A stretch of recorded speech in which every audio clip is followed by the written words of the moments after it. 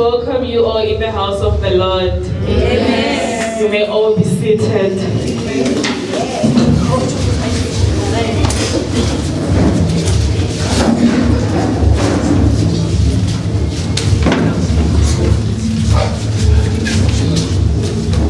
Hallelujah. Amen. It is with great joy that we have all met today, this morning. And I believe we are all healthy. Amen. So we should thank God for such a moment, for such an opportunity to praise Him, to glorify His name. Amen. Amen. Today my scripture reading will be from 1 Corinthians 15 verse 33. And it reads as follows. Be not deceived. Evil communications corrupt good manners. Yeah, that's my scripture. It's just one. Amen. Amen. From this scripture, it might be a short one, but as we can see, it says, "Be not deceived." It is telling us, do not go into denial. Amen. Like you might find yourself tempted to justify yourself following bad friends, just because you want them to accept you, just because they are what is currently the moment. Amen. But this, we should not be dishonest to ourselves. Amen. Because through them we can get through evil communications, and these evil communications, just like foul words that they are saying to us. Later on you will have a thought and you keep on thinking about those words that people have said. And that's where the first sin is, in thought. So we must avoid such people, like we must try to distance ourselves from such people. And as people, normally we think company to be people around me, like people who are around me. But you are your first company. Because we are constantly in communion with our minds. Amen. So as we are thinking, what you are thinking is what you are. You are who you are as you think as a human being. So always make sure your thoughts are aligned with God. Because once you are thinking of those negative things, if you're constantly thinking negative in your life, it ends up as strongholds in our life. Amen. Even if God can help us untangle those strongholds, they say prevention is better than cure. So we must always ensure that our thoughts are aligned by God, because our thoughts are what actually pull us towards those negative people. And sometimes we can be thinking, oh, I will do this in my life, I will do this. But the moment you start thinking, but it might fail, you are your first enemy in that moment. Amen. Proverbs 23 verse 7 says, "For as he thinketh in his heart, so is he. Eat and drink, saith he to thee, but his heart is not with thee." So your thoughts come first. That's all I can tell you for now. And as we are thinking of those, there's a saying that says, "Birds of the same feathers flock together." And this means what you are thinking, you are going to get aligned with people with those same thoughts. To a person, they say you're an average of 5 people. Because as we are growing up, our personalities, as young children, like in Sunday school, we can't really blame them for anything. It's the people they are being brought up by. But for us adults, it is now our choices and our thoughts. We become the bad company to others, even to those young ones who are looking up to us. We must try and always be positive in their lives and in our lives. There's this thing like being around bad company. You might surround yourself with people who have substance abuse or anything, but this leads you open to abuse. Because you are not sure what is going to happen next. These people can abuse you, and after experiencing this abuse or this torture, you don't know what to do next. You can't exactly go to people and say, "Hey, I've been abused." So your life changes a lot. It will take time for you to go back to being your positive self, your good self. after being abused like this, sometimes you end up with anger, resentment.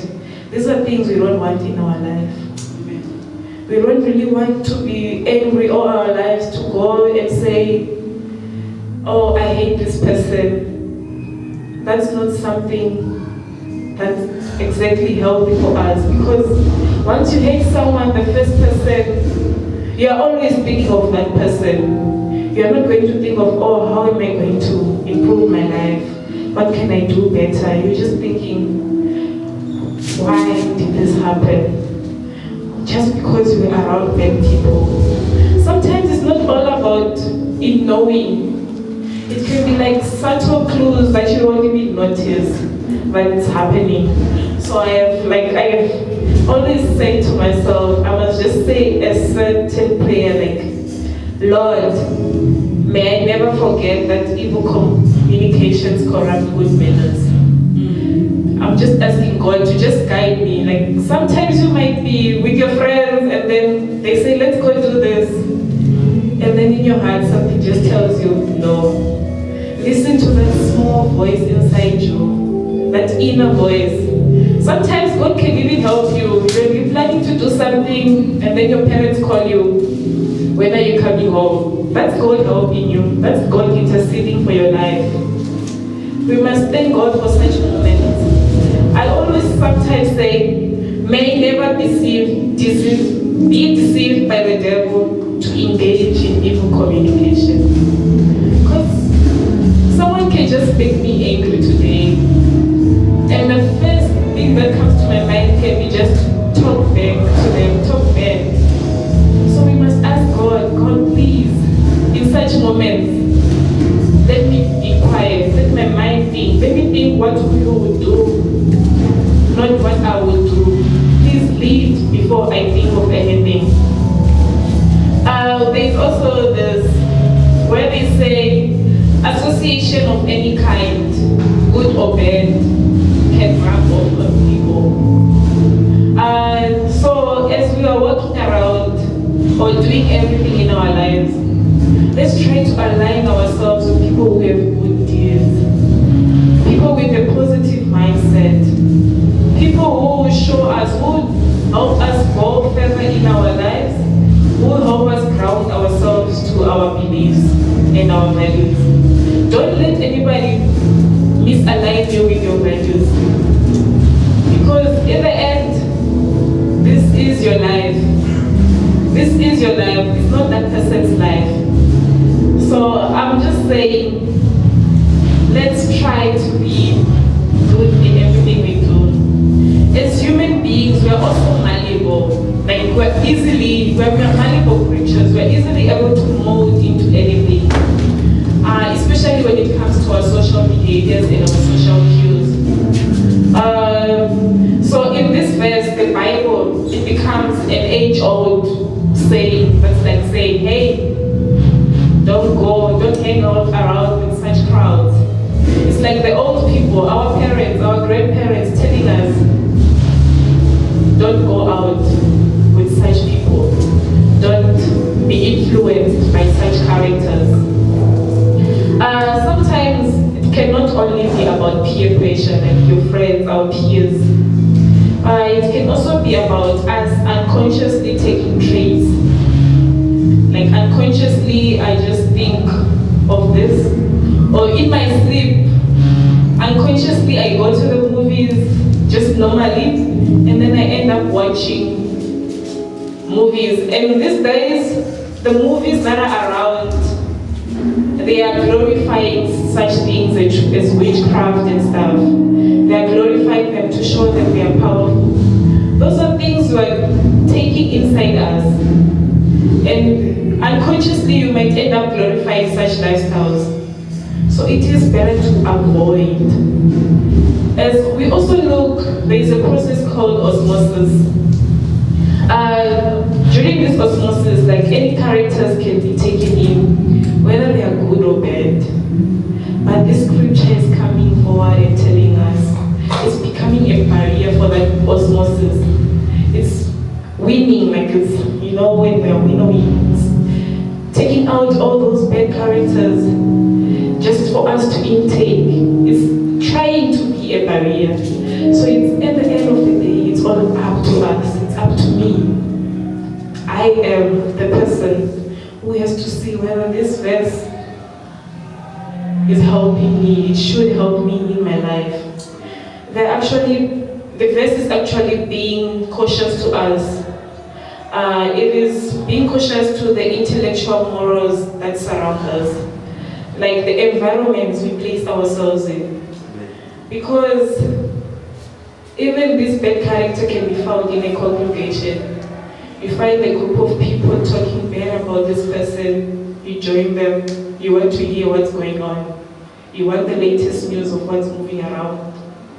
And unknowingly, by listening, you are becoming part of them. Because once you hear, sometimes it's hard to just keep quiet with what you have heard. You're going to go and tell the next person. And as you're telling the next person, who knows, you might even add more stuff. So please, let's just be naturally ourselves. And if we aspire to keep our characters intact, I will keep on repeating, good people. Like, let it be our daily prayer. Lord, please align me with people who align with my values. Because life, we never know what can happen. And while it is also great, like, to be open-minded and stuff, let us not forget our Christian core values. Amen. The world is changing at a fast pace, at a rapid pace. People are accepting all sorts of stuff, but don't be that person. Don't just go because everything is going in this way. I am also going in this way. Try to stand firm in your beliefs, because you will be corrupted at the end.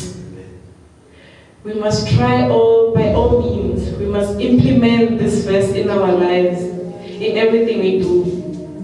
Even in what we eating, what we drinking. These days people can smoke and everything and drink alcohol. But try your best, like resist if there's such temptations, such peers around you. It's actually better for acquaintances, like, to cut them off, like distance yourself, even cut contact and evade such people.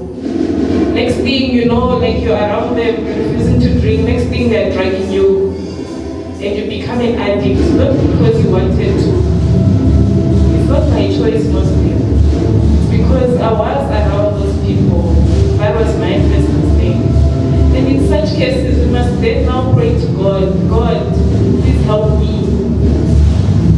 Please help me to distance myself, because it is not easy. Like, you've been friends since you were maybe in kindergarten or in creche, and then now you are all full-grown adults going to work and everything, and you see their values are not aligning with you. It's going to be a difficult process. It's not going to be easy, because all the time, those people, they are going to influence your behavior, your emotional well-being too, even your legal and moral compass. Like, the people might tell you, you might say you don't have money, they'll tell you now, just take maybe 10 rand from your mother. That's how it starts. It starts small, and every day it becomes bigger. So we must try to move ourselves from such. We're all about protecting our values. So while we're trying to distance ourselves from people, this ain't all about elitism. Like, I'm going to shine out these people because they're not on the same level with me. No, this is all about the moral compass of people. I'm not going to be like, no, this person doesn't wear the same clothes as I do, so I must distance. No, they might not wear the same clothes as you, but their values and morals that have been instilled in them, they are the same as yours. So it's all about us trying to move together with the values that God God wants us to do in life. We're all about protecting and refining the values we hold dear to our lives. As we're also setting boundaries with people, we must see that we are actually doing it for our personal development. Because any negative influence in my life can hinder my personal growth. I want to do this in the next 5 years. But a year with a negative person can put me back 10 years backwards. Now in my 5-year plan, I have to move everything to become 15-year plan. We're trying to avoid such moments. In the Bible, we have Ahab. He found a bad wife in Jezebel. Jezebel led him to do all kinds of vicious things in God's house. Let us not be like Ahab. But then there is also David. He found a good friend in Jonathan. And Jonathan was actually supporting him in everything he was doing in moving forward with God's will. So my prayer also is, God, as a David, can I please find a Jonathan in my life? Or sometimes be that Jonathan in someone's life. Because you can never know what a person is going through. So as you are looking for a Jonathan, be a Jonathan too. You can't always be expecting to receive all the time from people. We have even like the godless people. They can be manifested into our lives as friends. Who is your friend? That's the first thing. Who is your ally? The person you are telling whatever you are going through. That can be the first person hindering you backwards. We must choose close friends that have good thoughts, have faith in the Lord. Also not letting their influence seep into our personal values. Don't let your friend make your choices. You make your own choices. This might be a short verse, but all I'm saying, this verse is all about self-preservation and growth. They say, keep company that lifts you higher, challenges you to be better, and moves you forward. Refine your characters and aspire what you have. Don't be someone like people look and say, I don't want that lifestyle. It might be hard, but with God, He can certainly help us. Some days I just thought of this. It says, align yourself in this verse. That way, when you look in the mirror, you recognize who you see looking back to you. So please let us not be encompassed by bad company. Let us try to just be around any people. Our thoughts is what comes first. Let us try to make sure they are aligned in godly manners. I thank you all. I'm going to leave this moment to Mama Moyo. Thank you. Powerful preaching. Thank you, Sister Kudzai, for such a powerful word. From my side, I like the word osmosis. It's a very, very powerful word. It takes me back 20-something years back to school. And thank you for enlightening it, bringing it together, tying it to the Word of God. I remember very well my science teacher, he used to say osmosis. What is osmosis? He used to say it's the movement of water molecules from the region of their higher concentration to the region of lower concentration. So thank you very much for the powerful word. We have learned, we have heard the word. It was a powerful word. And this should not go without saying that even the book of Jeremiah, you hear God saying to us that do not say, I am only a young man. Hallelujah. Because everywhere where I send you, you shall go. And whatever I command you, you shall speak. She has spoken. She has said the word. We have heard the word. The spoken rhema. Is a God who is an irrespective of a person. We learned a lot.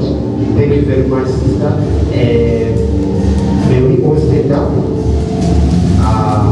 Let's just pray to the Lord for the word, for the spoken rhema, that it may come to life, it can manifest into our lives, it can have a true meaning in our life, so that tomorrow when you go, you can be a Jonathan to somebody else. You can find your own Jonathan when you need a Jonathan. We thank the Lord for that. Let's go before the Lord and pray. Heavenly Father, we thank you. Heavenly Father, we honor your name. Thank you, God, for this day that you have set before us. Thank you, Lord, for the speakers that you have given unto us. Thank you, Lord, for Sister Kudzai, Almighty Heavenly Father, for using her, Almighty Heavenly Father, to be a vessel of this day. Thank you, Lord, for delivering your message through her, Almighty Father. We have heard the word, Almighty Heavenly Father. Let us stand fast and do right in our own everything that we do in life. Everything that we walk as Christians, as we walk as the children of God. We pray for your discernment spirit upon us. May we do the right thing, Almighty Heavenly Father. May we be the Jonathans of God in our life, Almighty Heavenly Father. So that when other people see us, Almighty Heavenly Father, they might see a direction in life, Almighty Heavenly Father. So that we may transform people's lives as we are Christians, Almighty Heavenly Father. Even if we are lost, Almighty Heavenly Father, we pray that you can give us our own Jonathans, Almighty Heavenly Father. Raise the women and men, Almighty God, that can direct us, Almighty Heavenly Father, so that we may not fall under the fear of the Almighty Heavenly Father. For you are Jehovah, for you are God.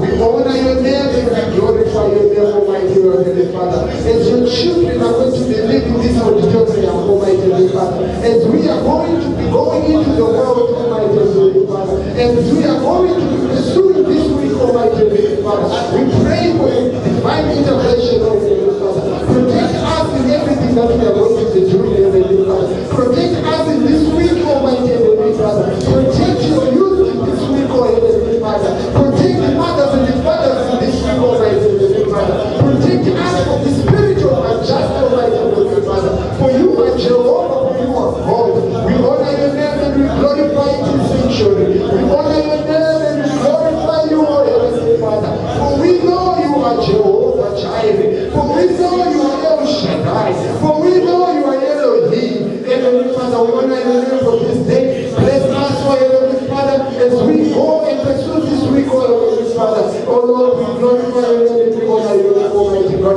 Let everyone who has blessed the word, Almighty Heavenly Father, let it have a meaning in their lives, Almighty God. Let it transform and have a touch in their lives, Almighty God. I just praise your name. I glorify your name. I thank you, God, for this day. Thank you, Lord, for today, Almighty Heavenly Father. We honor your name in Jesus Christ. We pray. Amen. May all the saints say amen. Amen. Have a blessed week. Thank you very much. Amen.